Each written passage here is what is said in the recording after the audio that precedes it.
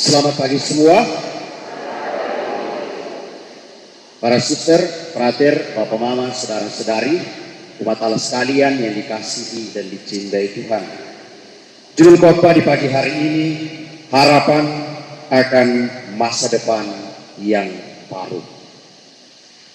Saudara-saudariku yang dikasihi dan dicintai Tuhan, sekilas ketika kita mendengarkan warta Injil hari ini, sentak ada perasaan manusiawi yang muncul dengan begitu banyak gambaran yang menakutkan tentang saat terakhir dengan apa yang dinamakan akhir zaman. Tetapi yang ingin ditegaskan kepada kita bukanlah pada satu situasi alam atau kejadian-kejadian alam yang akan terjadi mendahului akan datangnya saat itu. Tetapi Tuhan mau mengajak kita untuk mengarahkan seluruh diri kita, perhatian kita pada apa yang menjadi pesan Tuhan untuk para murid dan juga menjadi pesan untuk kehidupan kita di zaman ini. Di zaman ini. Pertanyaannya, mungkinkah di zaman yang serba modern ini, jika kita membayangkan segala sesuatu yang akan terjadi itu pada titik di mana ada kebenarannya, sudah pasti setiap orang akan menggelengkan kepala. Ya. Zaman sudah semaju ini, masihkah kalian percaya tentang hal-hal itu? Dan inilah sesungguhnya dasar dan keteguhan bagi kita yang secara sepintas mau mengungkapkan segala sesuatu yang dipesankan Tuhan yang seharusnya ada di dalam hati dan mengalir dari kekuatan iman untuk segala sesuatu yang akan terjadi. Maka ketika para murid bertanya, kapan semuanya itu terjadi? Apa yang dikatakan Tuhan? Tuhan Yesus hanya menasihati dan menyampaikan, waspadalah. Itu artinya Tuhan menghendaki supaya kita hanya memiliki yang pertama di dalam diri kita, sikap siap sedia. Sikap siap sedia. Kesiapsiagaan di dalam hidup, itulah yang dituntut Tuhan dari hidup kita. Dan yang kedua, tidak lain adalah sikap yang tabah dan tidak mudah menyerah. Sikap yang tabah dan tidak mudah menyerah. Dan perihal hal ini, Tuhan menasihatkan bahwa akan ada waktunya. Kalian akan diserahkan oleh orang tuamu, diserahkan oleh keluargamu, oleh sahabatmu. Ini satu situasi sosial yang mencekam sesungguhnya. Kalian akan disesatkan oleh mereka yang datang dan mengatasnamai namaku.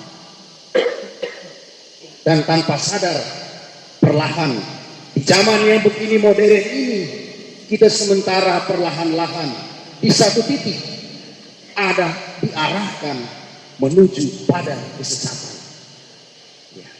Betapa tidak. Sebagaimana beberapa waktu lalu yang sudah disampaikan, ada begitu banyak kejadian-kejadian, orang-orang yang datang dan menyampaikan bahwa dia mendapat wahyu baru di zaman ini, mengajak orang lain untuk pergi beriman kepada dia. Ada yang mengatasnamakan bahwa inilah agama yang baru, agama akhir zaman. Dalam warta sabda ini Tuhan mengatakan bahwa memang segala sesuatu akan mendahului, akan terjadi, tetapi bukan berarti waktu dan kesudahannya sudah tiba. Ya, jadi kita jangan paksa diri duduk percaya gitu dong.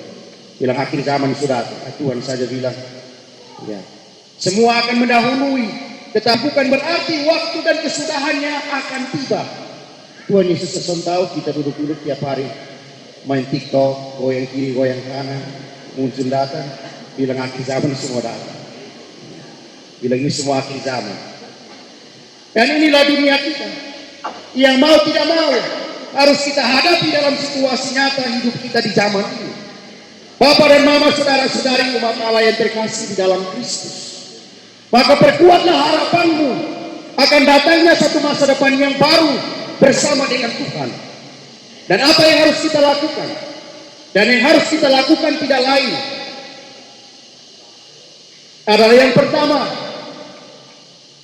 bahwa waktu tentang akhir zaman dan kedatangan Tuhan pada zaman itu tidak lain dalam tanda kutip akan datangnya seorang pribadi yang mampu membebaskan semua orang dari berbagai macam penderitaan itu. Dan itu tidak lain adalah Mesias. Dan yang dimaksudkan Tuhan tentang waspadalah supaya kamu jangan disesatkan itu tidak lain adalah berkaitan dengan kemesiasan. Itu bukan sebuah kedudukan, tetapi tentang satu situasi nyata yang kita jalani dan harus kita usahakan sepanjang hidup kita. Dan ini tepat seperti apa yang disabdakan Rasul Paulus kepada jemaat di Tesalonika, bahwa setiap orang harus berusaha dan bekerja. Karena sebagaimana Rasul Paulus dulu, dia bekerja pergi mewartakan Injil, selalu hidup dari apa yang dia usahakan dan tidak pernah mengecewakan orang lain. Dan dengan cara ini kita masing-masing diajak untuk mengusahakan hidup sebagaimana yang dicita-citakan bersama dalam harapan akan keselamatan yang dibawa di dalam diri Yesus Kristus. Dan yang kedua, tentang berhadapan dengan semua situasi yang datang mengatasnamakan Mesias, yang harus kita miliki di dalam diri kita tidak lain. Kalau kita tidak tabah dan mudah menyerah pada keyakinan yang dipaksakan, bagaimana kita mengajarkan keyakinan yang sudah kita imani dan bisa mempersaksikan itu di dalam hidup kita. Bapak dan Mama, saudara-saudari umat Allah sekalian yang terkasih di dalam Kristus. Dari dua hal ini kita boleh melihat bahwa sesungguhnya untuk segala sesuatu yang sudah dikatakan Tuhan, ada dua tipe kehidupan kita manusia yang dibahasakan di dalam nubuat Maleakhi, bahwa ada orang fasik dan orang baik yang takut akan Tuhan. Orang fasik akan dimusnahkan seperti jerami. Orang fasik akan bertahan di dalam, orang baik akan bertahan di dalam imannya karena takut akan Tuhan. Pada posisi dan pada titik manakah kita ada pada dua pilihan manusia ini? Apakah kita pada orang fasik yang mudah menyerah dan tidak tabah dengan setiap keyakinan yang dipaksakan supaya kita mengikuti mereka dan meninggalkan Mesias di zaman ini? Ataukah kita tampil sebagai orang baik yang selalu percaya dan menaruh iman kepada Tuhan dan takut akan Dia melampaui segala sesuatu yang baru yang datang mau menggugat diri kita dan kehidupan iman kita? Ingatlah Bapak, Mama, saudara-saudari umat Allah sekalian yang terkasih di dalam Kristus. Serahkanlah dirimu senantiasa pada Tuhan, karena kita terlalu berharga untuk mengalami luka, apalagi disesatkan. Katakanlah pada dirimu, saya baik-baik saja, karena saya memiliki Tuhan yang melampaui segala-galanya. Semoga Tuhan memberkati kita.